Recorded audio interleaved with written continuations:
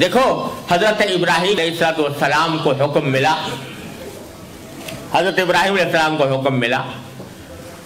کہ تم اپنے بیٹے کو ذبح کر دو، اپنے بیٹے کو یعنی حضرت اسماعیل علیہ السلام کو ذبح کرنے کا حکم ملا۔ یہ حکم ایسا تھا کہ اگر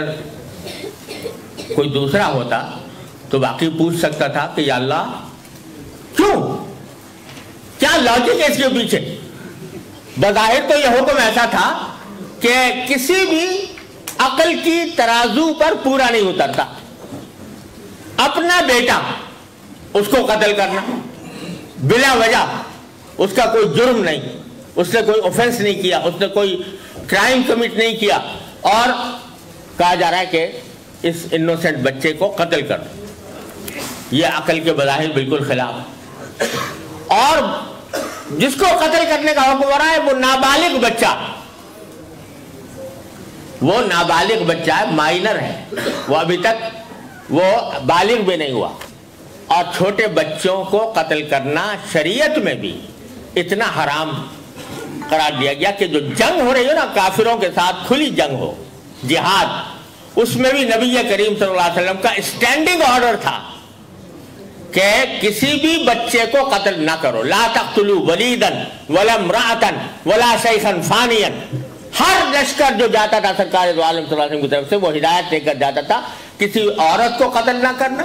کسی بچے کو قتل نہیں کرنا، کسی بوڑھے کو قتل نہیں کرنا۔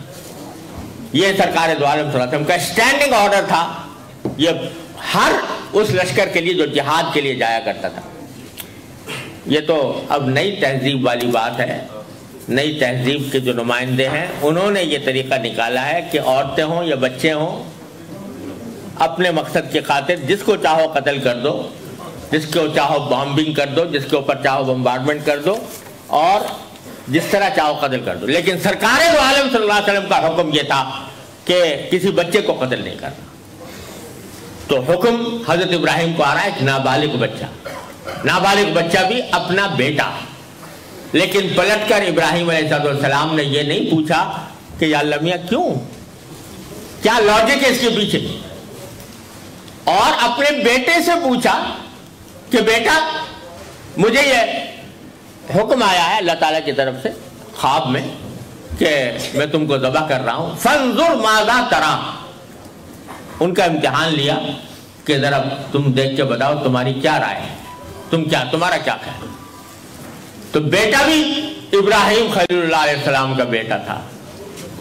اور وہ بیٹا تھا جس کے صلب سے نبی آخر الزمان صلی اللہ علیہ وسلم تشریف لانے والے تھے۔ بیٹے نے بھی جواب میں یہ نہیں کہا کہ ابا جان کیوں، میں کیوں قتل ہو جاؤں، میں نے کیا جرم مجھ سے سرزد ہوا ہے۔ جواب میں انہوں نے بھی یہ کہا کہ یا ابت افعل ما تؤمر، ابا جان جو حکم ملا ہے اس پر عمل کیجئے اور میری فکر نہ کیجئے، ستجدونی انشاءاللہ من الصابرین،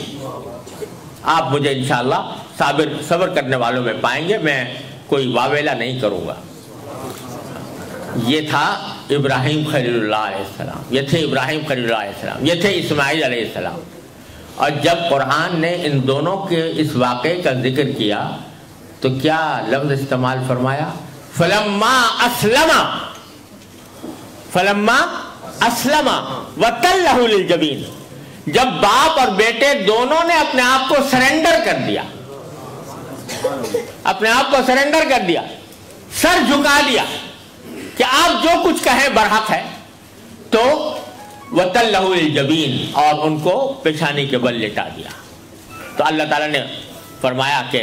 یا ابراہیم قد صدقت الرؤیا، اے ابراہیم تم نے خواب کو سچا کر دکھایا۔ اور اسی کو دوسری جگہ فرمایا کہ قال له ربه اسلم قال اسلمت لرب العالمین، جب اس کے پروردگار نے کہا کہ اپنے آپ کو سرنڈر کر دو میرے حکم کے آگے، تو انہوں نے کہا میں نے کر دیا، سرنڈر کر دیا اپنے رب العالمین کے سامنے۔ یہ ہے اسلام،